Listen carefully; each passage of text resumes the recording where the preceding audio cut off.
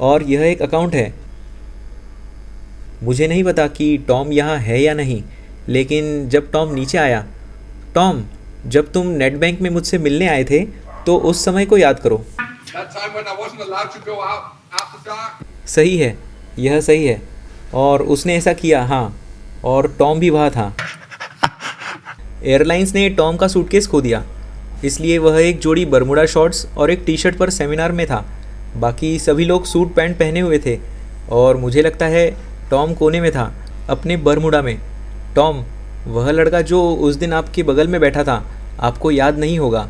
उनका नाम मोहम्मद मो है। यह उनका अकाउंट है। कनेक्टिकट में ग्रीन लाइट कैपिटल में उनके पास 1 बिलियन मैनेज करने के लिए है और यह उनका अकाउंट है।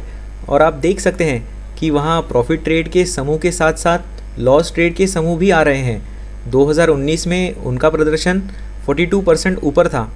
वे बहुत अच्छे इंसान हैं। उनकी कंपनी में मेरे बेटे ने काम किया था।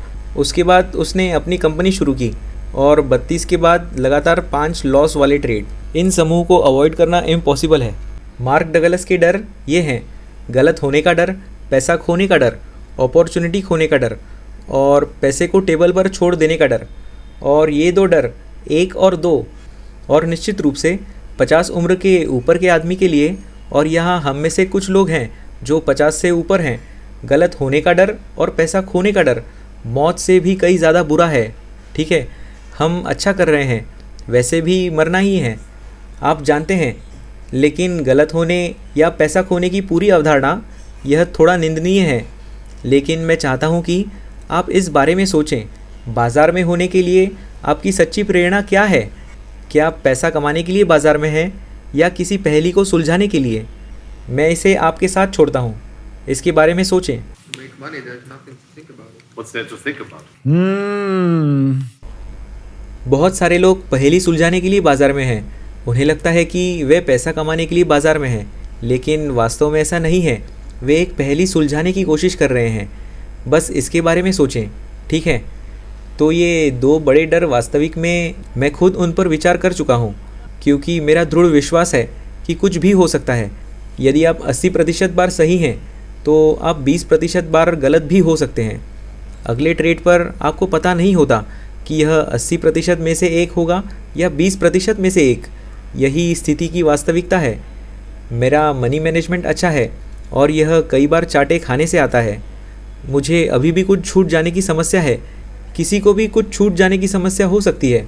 हाँ, अभी भी वैकेशन के बाद शायद अगले 40 वर्षों में मैं इसे सही कर लूँगा और फिर पैसे को टेबल पर छोड़ दूँगा। अब मैंने दक्षिण अफ्रीका में किसानों के एक समूह को प्रशिक्षित किया है। ये किसान नहीं हैं भूरे प्रकार के किसान या रेड ट्रैक्टर। ये गरीब लोग हैं जो सेस्नास चलाते हैं, ठीक है?